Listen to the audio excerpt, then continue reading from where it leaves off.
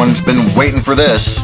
We are now going to get into the Nintendo series of systems, kicking it off with the Nintendo Entertainment System.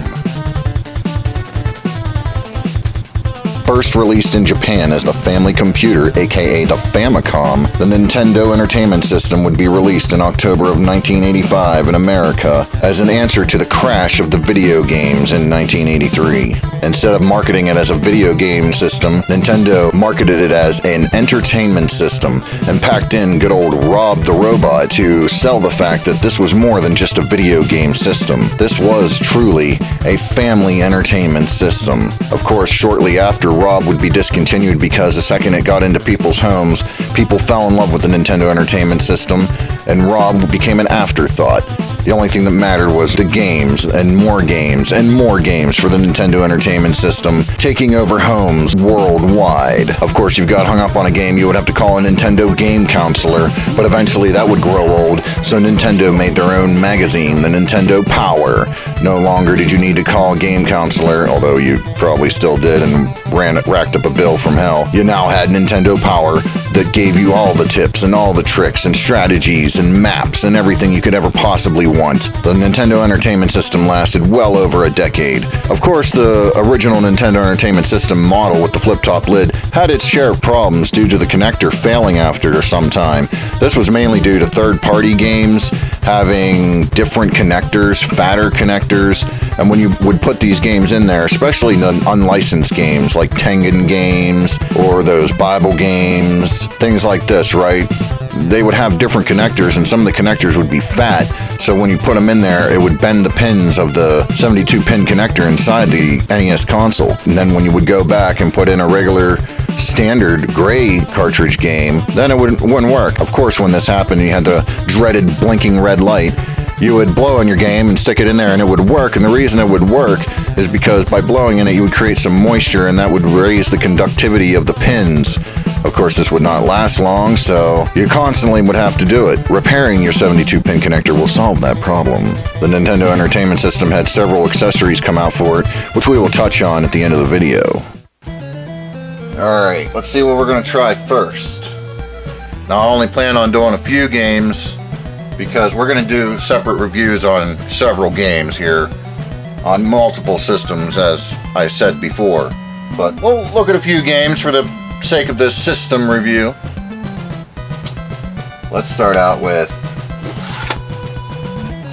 Friday the 13th. Alright, here we go. Good old Friday the 13th.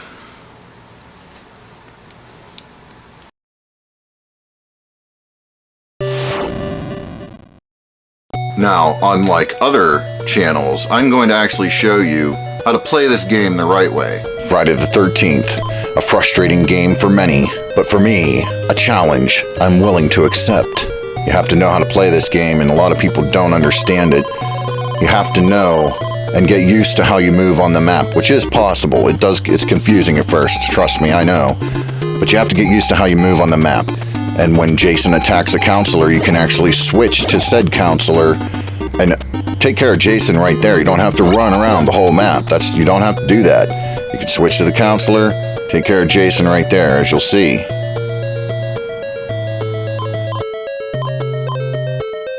It makes moving around the map so much easier.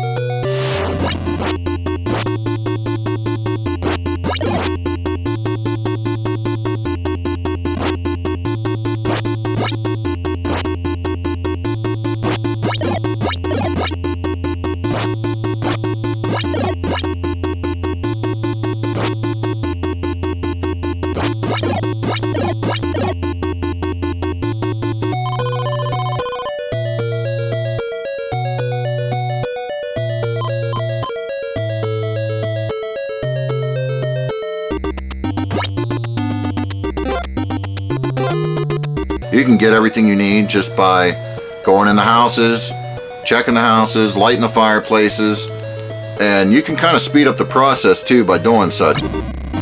Now, when he's after the children, you do have to go to the lake, but you can pick the closest counselor to the lake, go out in the lake, and as long as you remember that pattern of how you move on the map, It's real easy to get in there and take care of them.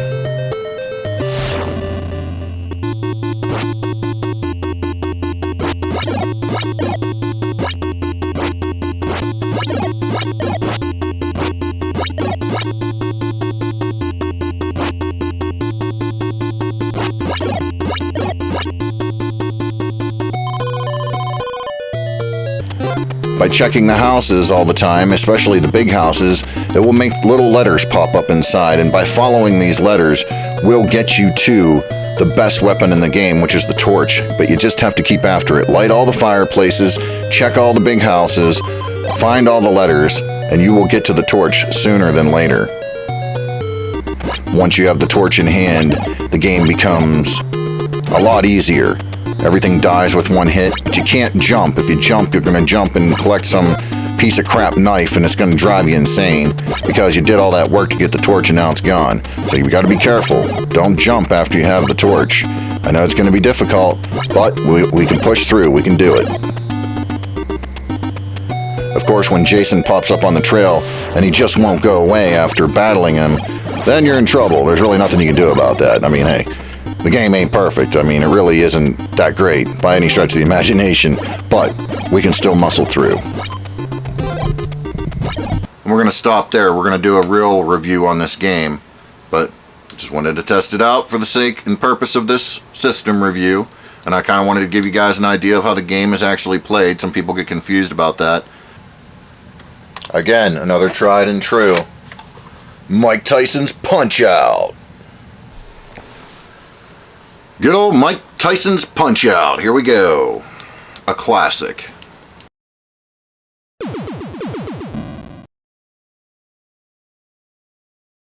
Now we have Mike Tyson's Punch-Out! A classic. Great game. Here we go with Glass Joe.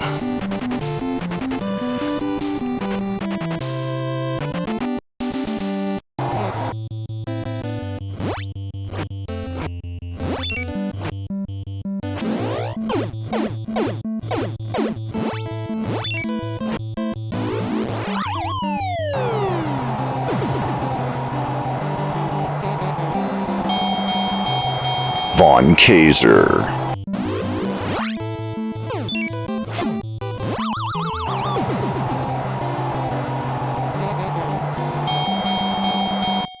Piston Honda. Oh yeah, look out for Piston Honda. Piston Honda. Yeah, Piston Honda's pissed.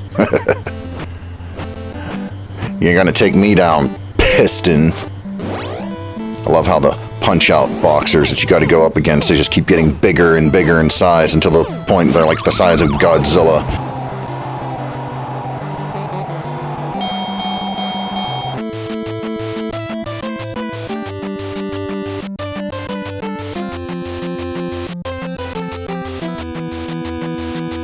Don Flamenco with my rose, and I'm pretty.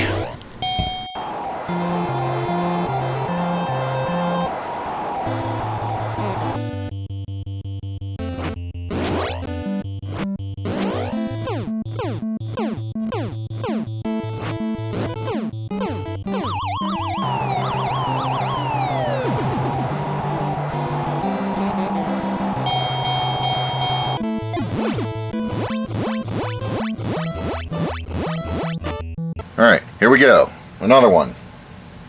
We'll do one more. Because we're going to do all kinds of reviews on these games. So we'll do one more. Let's see.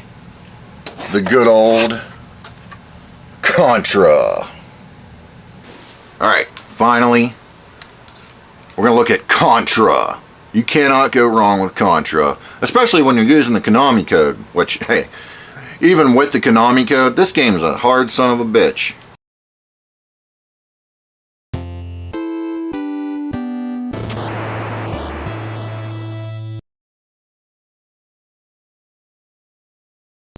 The big alien invasion, apparently. The big machines you gotta fight at the end. I always thought that was crazy. It's like, wow. Could you imagine having to, like, run up on something and sit there and shoot the hell out of it? It's like this big, massive machine built into the side of a hillside or something. Crazy.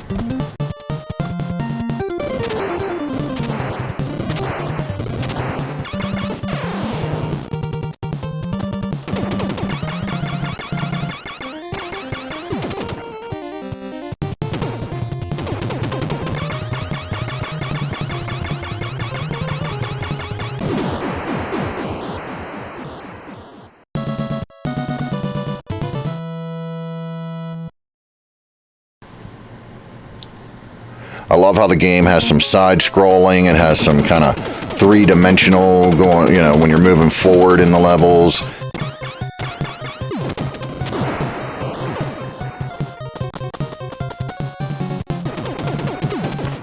And then they have levels that go up, It has a very, very diverse stage set, which is very cool. But man, is it hard.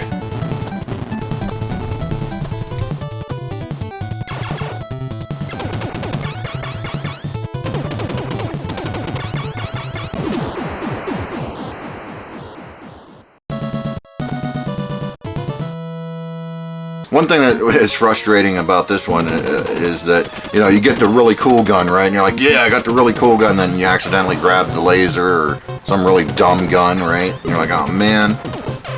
So, yeah, that's Contra. Now let's talk a little bit more about the system and what I think about it. So there you have it, the Nintendo Entertainment System.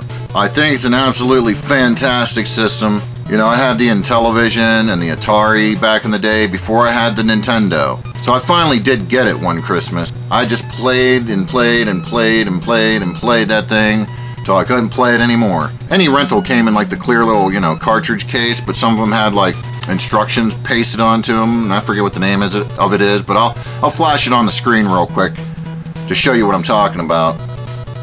Yeah, the rental cases would come with that little thing. I remember that vividly. Rented games like crazy. And of course, you can't just... Some games you can save, like Zelda, but other games you can't just save, man. You turn the power off on the system, it's all over. You rent a game, and you're like, it's got to be back soon, right? So you're trying to play it and play it and play it. And man, if you walk away for 10 minutes just to go to the bathroom, get something to drink, and somebody comes by and like, oh, he left the system on. Whoop, and turns it off. Ah! The anger was real. You don't turn the system off. If you come into a room and you see the system is on and the game is on the screen paused, you don't touch the power button. Oh, he must have left it on. No. Yes, he did leave it on so that he could finish playing the game when he came back. You don't touch the power button. You don't touch it. Okay? That's all it was back in the day. Cartridges that had a built-in battery would save, but the majority of these games did not save on the cartridge, so you had to leave the system on in order to continue where you were at. Yeah, that's just how it was, man. Even though there's a lot of really, really questionable games and quality as far as that's concerned, you know what? It doesn't matter to me because I still love them. Like, there's some kind of charm about them. Each individual game has its own charm. Even good old Godzilla here, the music in it and everything about it, the colors, everything about it just has its own simple little charm that, yeah, it might not be the greatest thing in the world, but man, it really draws you in. Here, you know what? Let's pull out an example. So, say you got Castlevania here, right? You take this box and you're like, oh man, you're looking at that box art, right?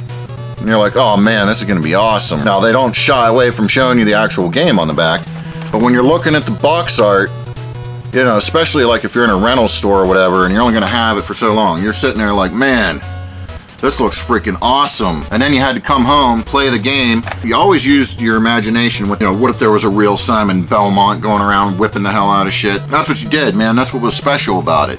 The artwork on these things really sold the game. And then, like, you get Mario 2.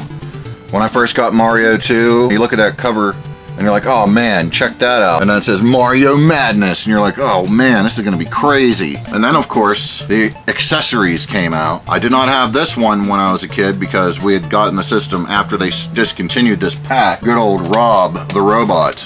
And then this Rob the Robot is fully functional. We will do a review on him. He's dusty.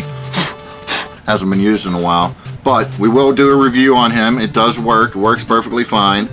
Of course, I only have gyro might. I'm not paying $700 for stack up. Okay. We will review this guy. Don't worry. And then, of course, my most wanted peripheral back in the day. I wanted it so badly. I remember I got it for Easter. They're like, hey man, the Easter Bunny left something else here you need to go hunt down. And I'm like, oh really? And then I found it. The Power Glove. And of course, the Power Glove is a very frustrating device. But once you get the hang of it, there are games that you can actually play with this and they work. But you have to get the hang of it, you have to get the feel of it. There's a major learning curve. Even then though, it still didn't work that great. If you had everything set up just right, there was a way to make this work. And we're gonna talk about that too in a future video. And then, to have the arcade experience at home on your Nintendo Entertainment System, the NES Advantage, which is a great controller, honestly. But yeah, the NES Advantage.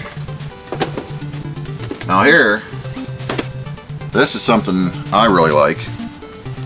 The Nintendo Double Player. Wireless controllers for your Nintendo. And they work really well. Like really well. We had extra buttons there.